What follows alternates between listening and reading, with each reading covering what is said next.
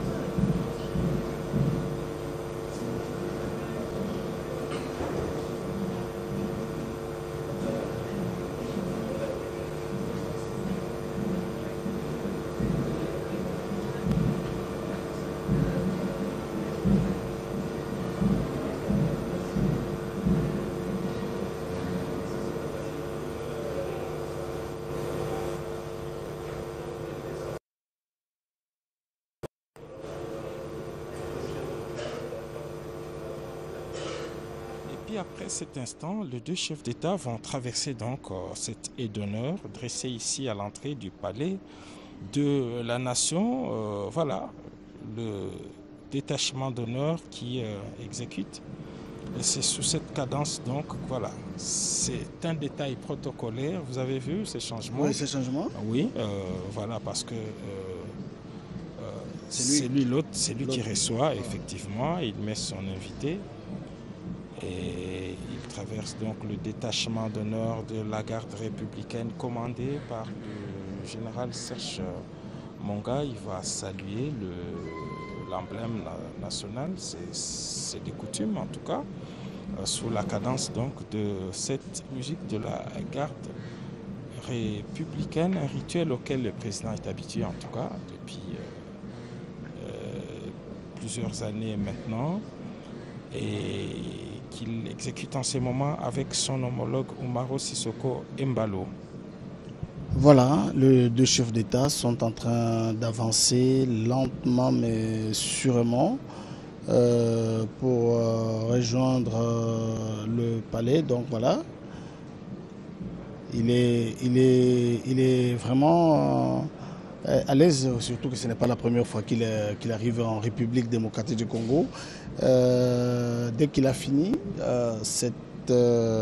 ces honneurs qu'il reçoit maintenant, à l'occasion de sa visite d'État en République démocratique du Congo, une visite qui va durer 48 heures, donc c'est terminé. Ils vont prendre les... Voilà, et donc c'est terminé, donc c'est protocolaire. Effectivement, pour l'instant, les deux chefs d'État vont prendre les marches du palais de la nation. Ils vont d'abord prendre la photo officielle, la photo souvenir, comme le veut la tradition. C'est sous cette coupole du palais de la nation. Voilà, cette photo pour poignée de main. Avec sourire entre les deux chefs d'État et par la suite ils vont prendre les marches qui mènent vers le salon des ambassadeurs pour la première séance de travail, celle qui justifie justement cette visite de travail ici à Kinshasa pour les deux chefs d'État. Donc c'est tête à tête, on ne sait pas combien de temps ça va durer, donc ça dépendra des sujets qui sont abordés maintenant entre les deux chefs d'État. Je le disais tout à l'heure que Umaro Sissoko a fait lorsque la République démocratique du Congo était agressée.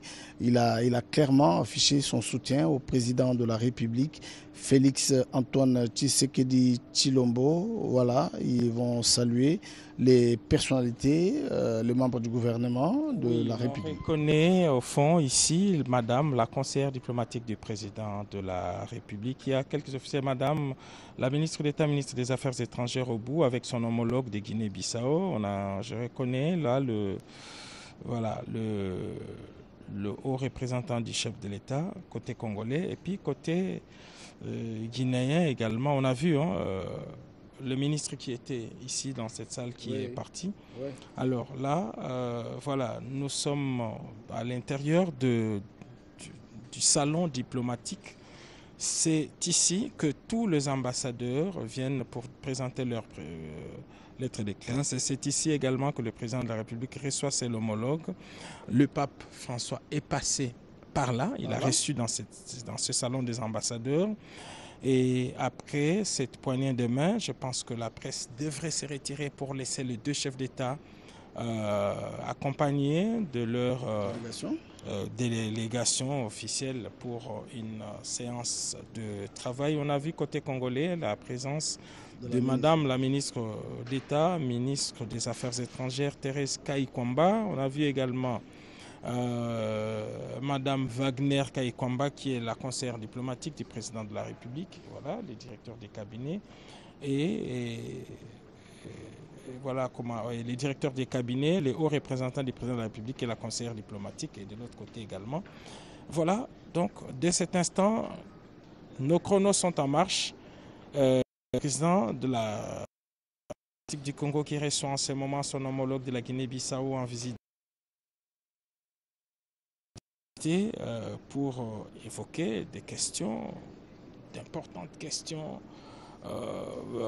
bilatérales. Sur le plan continental aussi. Mais bien sûr, parce qu'aujourd'hui, il y a des dossiers importants dont des solutions se trouvent en Afrique centrale et particulièrement en République démocratique du Congo. J'avais dit tout le rôle que la Guinée a toujours joué pour soutenir la République démocratique du Congo toutes les fois que la RDC a besoin d'un soutien, et c'est important que tout cela soit couronné par une visite de travail. Voilà, donc toutes les personnes non essentielles, s'il faut le dire comme ça, sont en train de quitter la salle et la salle se referme. La porte se referme, la porte est fermée. De et leur délégation. Ouais. Et il peut arriver aussi qu'à un moment donné, les délégations vont se retirer et pour laisser la place aux deux chefs d'État qui peuvent travailler seul à seul. Cela arrive très souvent.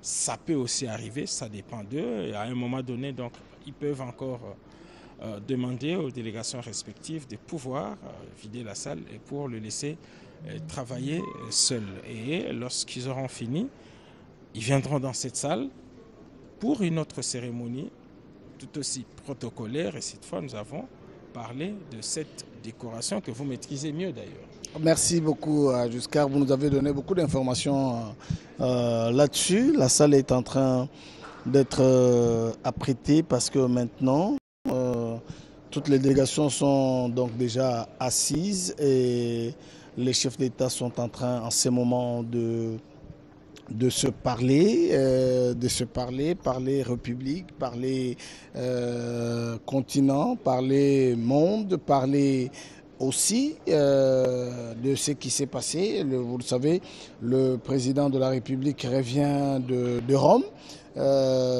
où il a participé aux obsèques du pape François. Le pape François, comme j'entendais un homme politique congolais dire qu'il ne pouvait pas mourir sans avoir béni la République démocratique du Congo. Voilà, malgré son état de santé, le pape François était arrivé ici, à Kinshasa, et c'est ici aussi au Palais de la Nation qu'il a béni la République avec sa phrase qui est maintenant célèbre: ôtez vos mains de la République démocratique du Congo. Mesdames et messieurs, si vous venez de nous suivre en ce moment, je rappelle que il était 13h08 lorsque le cortège du président de la République de Guinée-Bissau, le président Umaro Sissoko Embalo, est arrivé ici au Palais de la Nation pour rencontrer son homologue congolais Félix Antoine Tshisekedi Tshilombo. C'est le président qui a pratiquement soutenu et qui soutient la République démocratique du Congo dans tout. Lorsque le président a besoin de la main de ses homologues, et pourquoi de soutien de l'Afrique, le président de la Guinée-Bissau est toujours présent. Il comprend mieux les dossiers de la République démocratique du Congo, il comprend mieux le continent, il comprend mieux les affaires aujourd'hui avec tout ce qui se passe. Donc la question à l'est du pays certainement va prendre une place importante lors de cette visite d'État.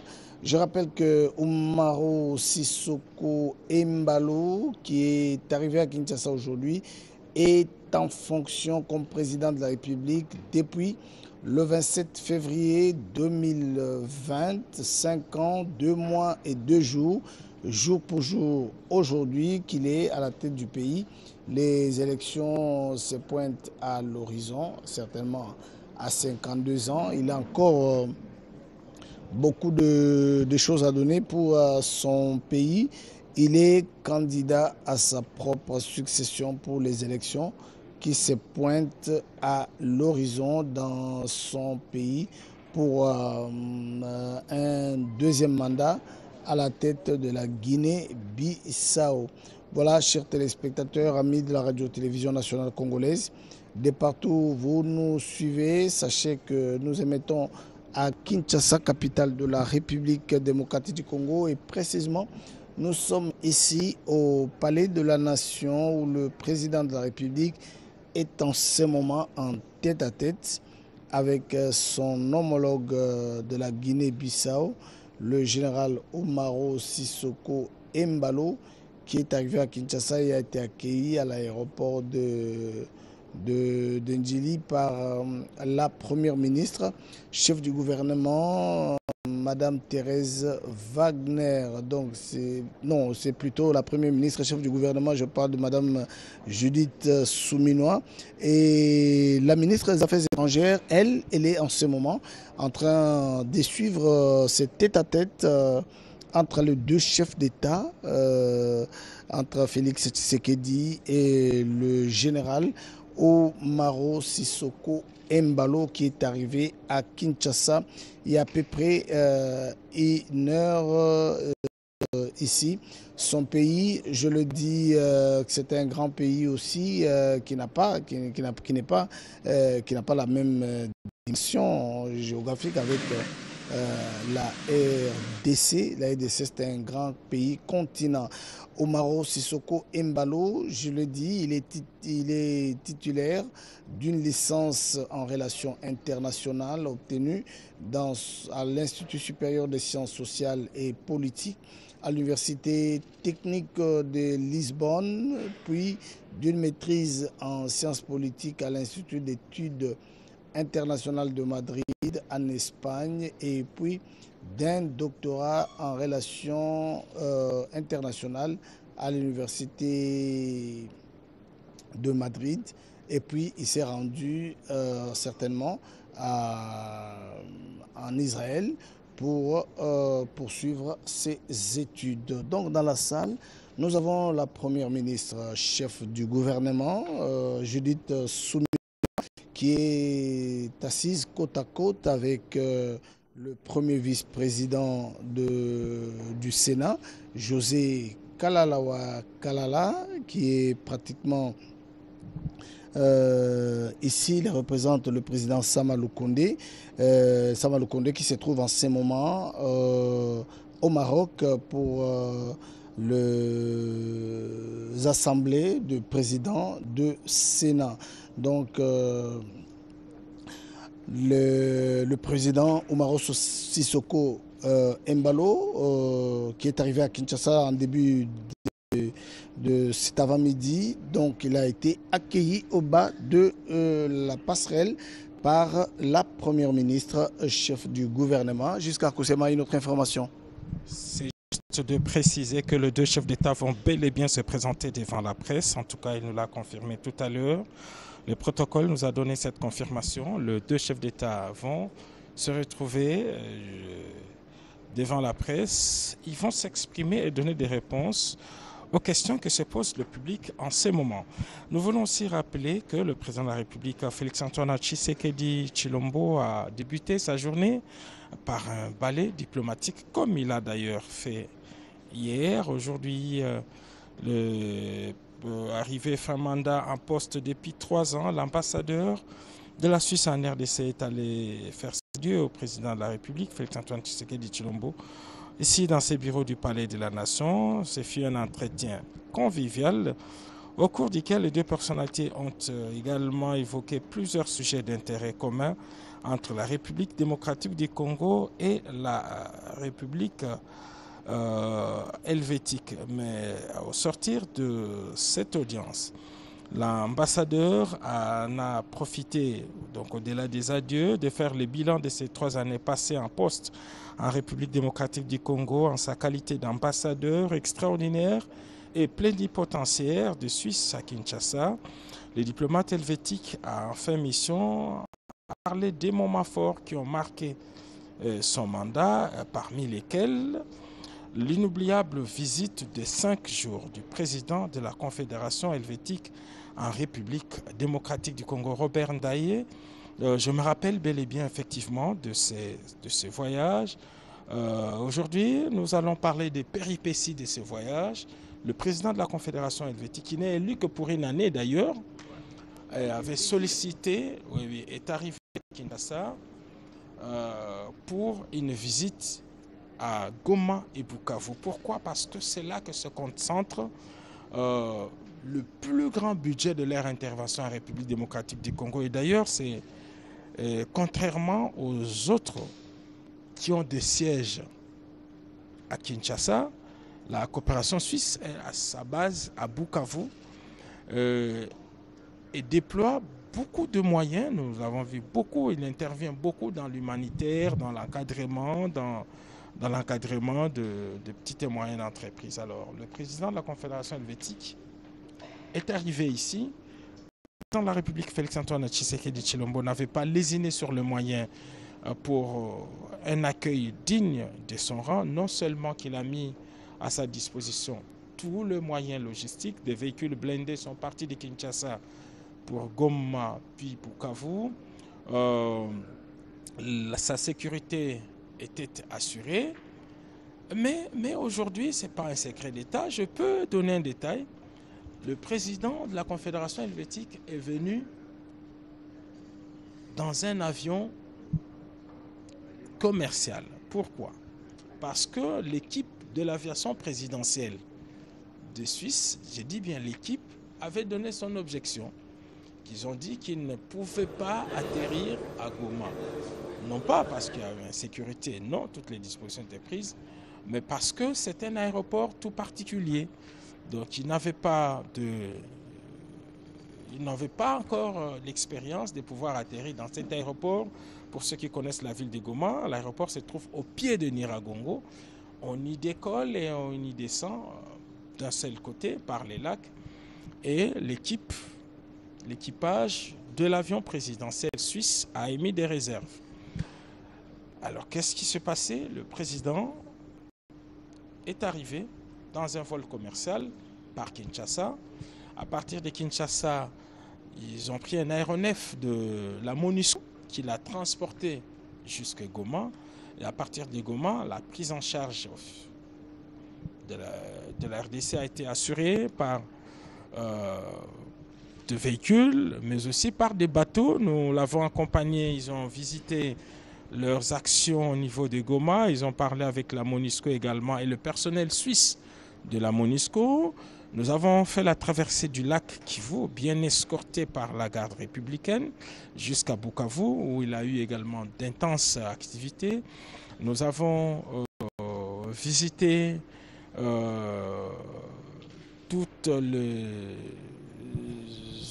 tous les ouvrages d'intérêt public, surtout en matière de santé, financés par la coopération suisse dans la ville de Bukavu. C'était une très belle expérience. Et par la suite, il est rentré par le même lac jusqu'à Goma. Et de Goma, il a pris un autre vol commercial de Kenya Airways qui l'a amené jusqu'à Nairobi. Et c'est seulement à Nairobi que l'avion présidentiel l'a repris pour le ramener en Suisse. Voilà un détail autour de cette visite du président suisse ici. Et l'ambassadeur a évoqué ces moments et toute la coopération entre la République démocratique du Congo et la Confédération helvétique. Donc voilà, c'est ce petit détail pour cet ambassadeur qui a fait ses adieux au président de la République, Félix-Antoine Tshisekedi, ce matin. Alors là, ceux qui sont dans la salle attendent la fin de cette rencontre en tête-à-tête. Elle ne devrait pas durer, entre le président de la République et son hôte de marque qui est arrivé à Kinshasa ce matin par l'aéroport international de Njili pour une visite de travail. Le président Umaro Sissoko Embalo a été accueilli par le président de la République ici sur le perron et sont dans une entrevue en ce moment. Nous voulons dire que dans la deuxième partie, Robert Ndaye, le chancelier des ordres nationaux que l'on voit à l'écran en ce moment, fera la lecture de l'ordonnance qui consacre cette décoration. C'est une ordonnance présidentielle signée par le chef de l'État et certifiée par, comme le veut la coutume, par le directeur des cabinets, une copie certifiée conforme qui sera lue ici devant l'assistance et tous les détails de cette cérémonie qui sera pilotée par les cordons d'honneur de la chancellerie des ordres nationaux, des éléments que je vois aussi ici en tenue d'apparat.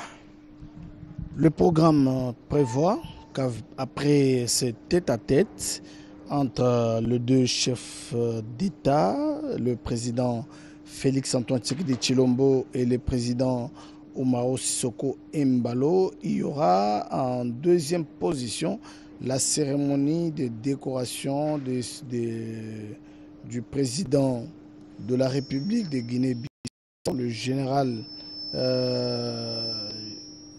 Umaro Sissoco Embalo, président de la République de Guinée.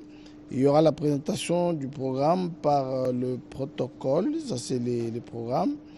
Entrée du cordon d'honneur dans la salle ici, hymne national de la République démocratique du Congo qui sera joué, lecture de l'ordonnance présidentielle et puis le chancelier des ordres nationaux invitera son Excellence Monsieur le Président de la République Félix-Antoine Tshisekedi Tshilombo à décorer son homologue, son Excellence le Président de la République de Guinée-Bissau. Et puis il y aura lecture des paroles à sacramentel par le chancelier des ordres nationaux. Il y aura la décoration, je dirais, décoration proprement dite par son Excellence, M. Félix-Antoine Tshisekedi Tshilombo, président de la République démocratique du Congo. Suivra l'hymne national de la RDC et puis sortie du cordon d'honneur. Après, le protocole du président annoncera l'ordre des sorties pour le presse qui est juste ici. Les dispositions, les contours, tout est déjà bien arrangé en bas pour que les deux chefs d'État puissent s'entretenir et répondre aux questions de journalistes. Et puis, tout va se terminer par ces points de presse. Voilà. Oui, pendant la pause, bien sûr. Et, chers téléspectateurs, nous rappelons que nous sommes ici au Palais de la Nation où le président de la République, Umaro Sissoco Embalo, est en train de s'entretenir avec le président de la République, Félix-Antoine Tshisekedi Tshilombo.